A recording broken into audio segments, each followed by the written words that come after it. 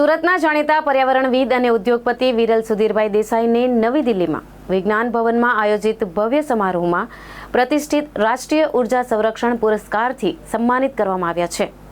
શ્રી દેસાઈએ ભારતના રાષ્ટ્રપતિ શ્રીમતી દ્રૌપદી મુર્મુના હસ્તે આ પુરસ્કાર સ્વીકાર્યો હતો। ઉર્જા સંરક્ષણ અને પર્યાવરણ સુરક્ષામાં તેમના અસાધારણ યોગદાન બદલ આ તેમનો સતત ત્રીજો ગોલ્ડન ટ્રોફી અને કુલ 6થો રાષ્ટ્રીય પુરસ્કાર છે। ગ્રીનમેન તરીકે જાણીતા વિરલ દેસાઈની કંપની ઝેનિટેક્સે ઉર્જા કાર્યક્ષમતા અને સંરક્ષણ માટે અદ્યતન પદ્ધતિઓ અપનાવવા બદલ રાષ્ટ્રીય સ્તરે માન્યતા મેળવી છે। નોંધનીય છે કે તેમણે આ પુરસ્કાર માટે દેશની અગ્રણી ટેક્સટાઇલ કંપનીઓ સાથે સફળતાપૂર્વક સ્પર્ધા કરી હતી। તેમના પર્યાવરણ સુરક્ષાના પ્રયાસો માત્ર ઔદ્યોગિક ક્ષેત્ર પૂરતા મર્યાદિત નથી। વિરલ દેસાઈએ અત્યાર સુધીમાં ગુજરાતમાં 7 સુંદર અર્બન ફોરેસ્ટ વિકસાવ્યા છે, જે શહેરી વિસ્તારોમાં હરિયાળી વધારવામાં અને જૈવ વિવિધતા જાળવવામાં મહત્વપૂર્ણ ભૂમિકા ભજવે છે। આ સિદ્ધિ પર પોતાનો આનંદ વ્યક્ત કરતા વિરલ દેસાઈએ જણાવ્યું હતું કે આ પુરસ્કાર માત્ર મારા માટે કે મારી કંપની માટે નથી, પરંતુ પ્રકૃતિ પ્રત્યે સમર્પિત દરેક વ્યક્તિ માટે છે। ઉર્જા સંરક્ષણ સમયની તાતી જરૂરિયાત છે અને પર્યાવરણને બચાવવાનો મારો સંકલ્પ વધુ મજબૂત થશે।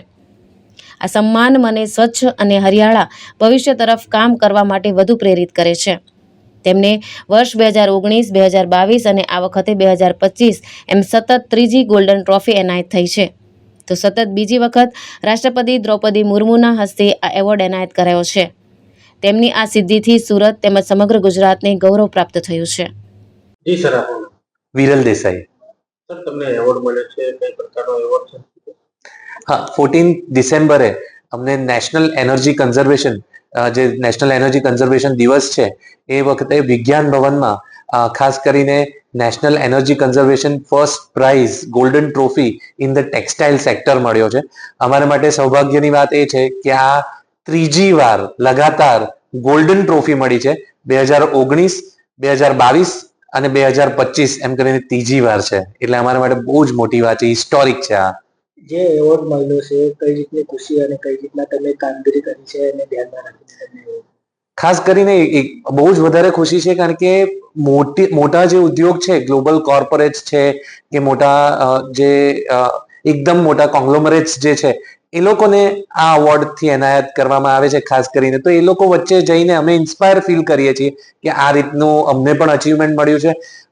ખાસ કરીને ગુજરાત સરકારને, જે વખતે અમે ફર્સ્ટ ટાઈમ વાઇબ્રન્ટ ગુજરાતમાં જે અમને અવોર્ડ મળ્યો હતો best industry for energy conservation ને એને માટે એન્વાયરમેન્ટ પ્રોટેક્શનનો અવોર્ડ મળ્યો હતો, એના પછી ગુજરાત અમે નોમિનેટ કર્યું હતું આગળ। અને આ એવું કહી શકાય કે એનર્જી કન્ઝર્વેશન અવોર્ડ જે છે એ સૌથી પ્રેસ્ટિજિયસ ટોપ મોસ્ટ રેકોગ્નાઇઝડ અવોર્ડ છે, એટલે એકવાર મળે એ બહુ મોટી વાત છે। ગોલ્ડન ટ્રોફી 3 વાર મળવી એ જ બહુ જ એટલે હિસ્ટોરિક છે। બીજી વસ્તુ એ છે કે નેશનલ એનર્જી કન્ઝર્વેશન એ 3 પ્રકારે, એક ઇલેક્ટ્રિસિટી, એટલે અમારી આખી વિન્ડ મિલથી અમારી ઇન્ડસ્ટ્રી ચાલે છે, અમારી ડાઇંગ અને પ્રોસેસિંગ હાઉસ છે ઝેનિટેક્સના નામથી, એટલે આખી પવનચક્કીથી ચાલે છે, ઇલેક્ટ્રિસિટી આવે છે।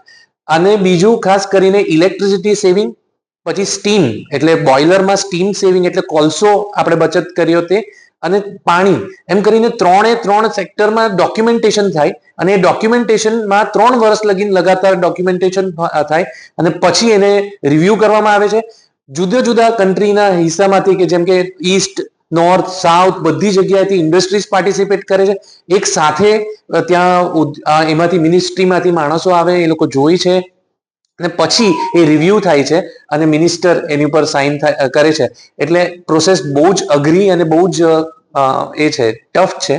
But we are again very blessed કે એક નાની ઇન્ડસ્ટ્રી તરીકે આ સપના જેવું લાગે છે કે આ વસ્તુ થઈ શકે છે, અમારા માટે પોસિબલ થઈ છે, અને ખૂબ જ ઇન્સ્પાયર્ડ છું, વેરી હમ્બલ્ડ, ઓનર્ડ, અને હૃદયથી આભાર માનવા માંગુ છું ખાસ કરીને સરકારશ્રીનો, કે જે લોકોએ જેઓએ અમને મોટિવેટ કર્યા હતા, અને ખાસ કરીને એ વખતના સીએમ નરેન્દ્ર મોદીજી હતા, તો એ વાઇબ્રન્ટ ગુજરાતથી અમારી આખી જર્ની સ્ટાર્ટ થઈ હતી, અને હમણાં આ 3 વાર નેશનલ એનર્જી કન્ઝર્વેશન મળ્યો છે, એટલે ક્લીન ઇન્ડિયા, ગ્રીન ઇન્ડિયાનું સપનું એ કરીએ છીએ, અને સત્યાગ્રહ અગેન્સ્ટ પોલ્યુશન ને ક્લાઇમેટ ચેન્જના હેઠળ 6 લાખ થી વધારે વૃક્ષો પણ રોપ્યા છે. એટલે ખૂબ ખૂબ આનંદ થાય છે અને કરતા રહીશું વધારે કામ. Thank you. હિતેશ પ્રજાપતિ, દ્રષ્ટિકોણ ન્યૂઝ, સુરત.